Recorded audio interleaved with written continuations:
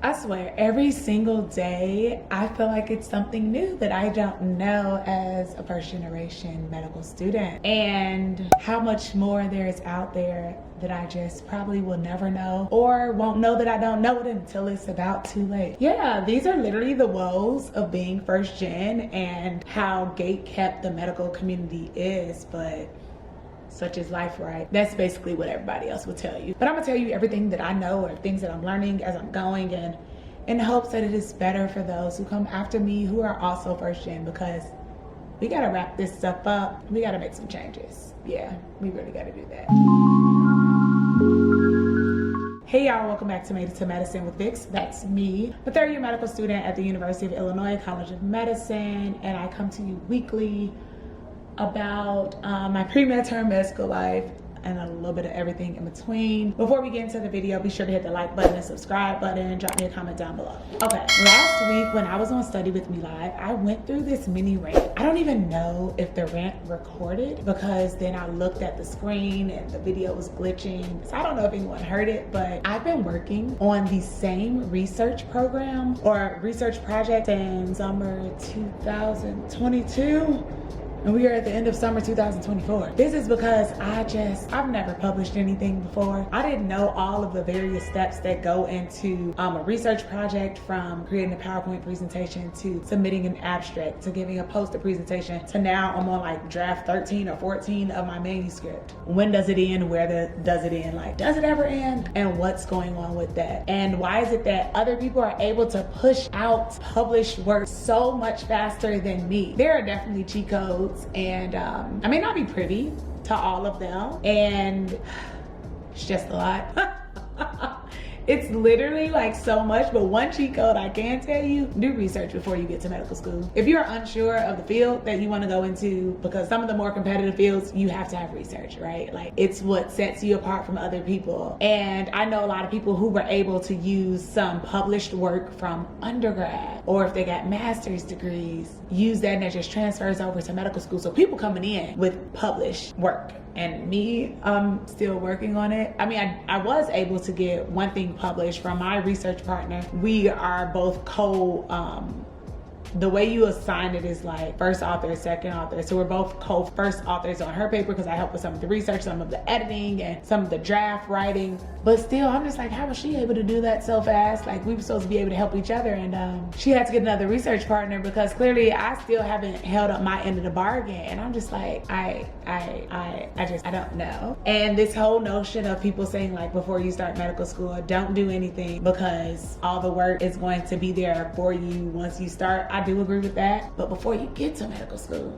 don't just take these classes and think we gonna learn it, take the test, and then dump it, because it all comes back. Like, literally my first block of medical school, I swear to you, it was pre-med stuff. Like, knowing the biochem, knowing the amino acids, the basic like organelles, and glycogen storage diseases, lysosomal storage diseases, DNA replication, translation, transcription. I'm like, I thought somebody told me the MCAT was a very pointless exam, because once you take it, you'll never see that stuff again. Those people who said that did not get into medical school, because had they gotten in, they would have known that all this stuff, it comes back. It never disappears, like literally never. So don't be learning and dumping, because you just gonna make the process that much longer. And even with going to a school that is pass fail the first 2 years, I don't know what it is about not wanting to be equal, or not wanting to share resources, or not wanting to share tips. There are definitely like super high achievers in every school, right? Now me, if I were one of those 99th percentile people, I will let you know what got me to this point, what has helped me to be able to just know this stuff, break it down on these exams, and I'm walking out with so much time left over because I just know it day and night. Like, I'm gonna let you know, unlike people who have told me, oh, I'm gonna help you out, then they go ghost. Then I bring it up again and they just like, oh yeah, I'm gonna get back to you, and never return that call, never return that text, never return that Slack message, group me, Discord, whatever. But there's a lot of gatekeeping in this field, and I just feel like, honestly, go to the source. Like, if your professor is good at whatever it is they're teaching, go to them, because they're gonna break it down to you in the most most digestible way, and then let you know, like, here's some things that helped me when I was in medical school. Or if you like, look, things that I've learned as being a tutor, the best way to help someone, like if parents, you know, they put their children in tutoring, the best way to help them is before they're failing, before they're struggling, before they're literally on their last leg. Like, get the tutor before you need the tutor. You come into school, get the tutor, get the peer tutor, check out any free resources that the school is offering, tap in, okay? Because when you work with those people who are the higher achievers and the ones who just get it, they got it, and now you need to have them pass that workload, that information load onto you. Because listen, I want to thrive. I am tired of just surviving. And so like anything that I find out, I'm willing to pass it on, because like the struggle's so real that why you gotta struggle if I've struggled? And why I gotta struggle if they've struggled? Like, come on, like let's just again wrap that up. Let's put a pretty little bow on it and package it nicely and send it off to the ocean. Not even gonna give that struggle to nobody else. And like, I don't know. I just feel like there aren't enough talks about the real life of medical school and the difficulties that people are going through. Even me as someone who came in 2021 thinking, all right, I'm gonna be in medical school for 4 years. I'll be done in 2025. That's not my story, and I'm okay with that. The biggest part for me was just like, well, the longer you hear, the more loans you gotta take. And I'm just like, ugh. The way I owe Sally Mae so much money and pay her rent every month on top of paying my real rent is crazy, but it's not the end of the world. You know, like if there's a will, there's a way. Definitely applying to more scholarships now, because yeah, this debt can't keep tacking on as it has been. But there's just so many things and so many ways for us to make it out here together. And I'm not sure what the nasty spirit is or the nasty culture is. I mean, I definitely get it. We preach diversity, and by we, I mean like, you know, 2020, 2021 happened. All these corporations and businesses, organizations pledged diversity, equity, and inclusion. And then when it was no longer cool, you know, the Supreme Court overturned affirmative action and DEI. Now it's like, all right, we just want it to be a monolithic field again. And so that sharing kind of like waters down, because if I share, then people who don't look like me can also rise to the top. Well, maybe living in a utopia is not what we're really supposed to be or where we're supposed to be, but that's really the life that I would love for us to live. All that to say, it's supposed to be for the betterment, the good of our patients, right? So for me, here's some ways that I want you to succeed coming into medical school. Definitely get all the things that you need ahead of time. Like, you know, simple things, a stethoscope or, you know, an anatomy book, whatever class you know that you struggle in, work on that, right? You're not good at biochem, spend some extra time biochem, get a tutor. Definitely get a tutor. Definitely talk to the professor, the teacher, whomever. Once you get, also get a question bank. UWorld and Boss, those are the big ones right now. Get one of those. And if you can afford it, get a test prep tutor or a test prep class once that season of your life changes.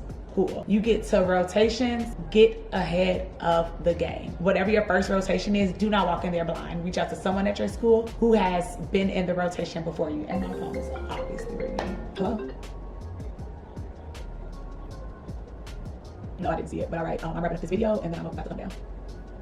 All right, don't really know where I was. Oh yeah, if you're going to the rotation, reach out to someone who has done that rotation at your school or at the site that you're going to be at, because we want to show up and being prepared. We don't want nobody saying like, oh, they just come up in here, they don't know anything, I don't know, they're in the way. No. And then be proactive and ask for feedback. You know, like do all these things well that the person before you told you to do. Ask for feedback and constantly ask for feedback, because that shows that you care. And whether you care or not, I genuinely care, but rotations are all about how people view you, because they will be evaluating. So if you don't like a rotation, fake the funk. It is not going to last forever. It is 4 to 8 weeks. And listen, just get it out the way, learn what you can, and then move on.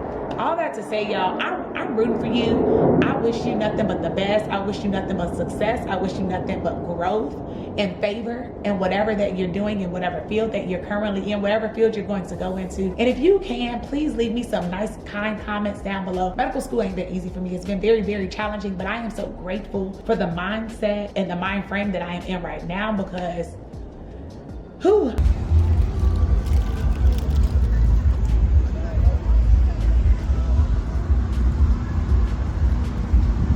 Are you being serious, mother?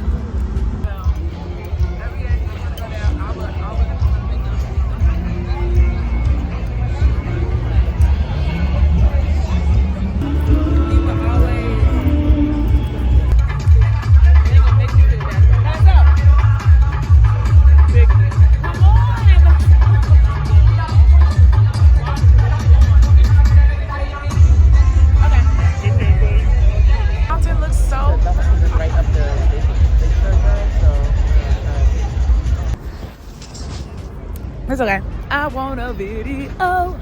Okay, so the biggest cheat code of everything, of all the things that I've said to you in this video, is to have fun. Make time for you. Listen, medical school is always gonna be hard. It's always gonna be something to do. It's always gonna be something to study. And guess what? You can't study it all. You cannot. I mean, you can and not have a life and be miserable and be sad, depressed, down and out, downtrodden, heavy-hearted. But literally, I took time out to come to the Taste of Chicago, which, by the way, used to be a whole 10 days and now was only 3. But I took the time to come out here with my family and have some fun, got some great eats. And it's been a vibe, okay? At the end of it all, make time for you. Trust me, you won't regret it. See y'all next time. Bye. Say bye.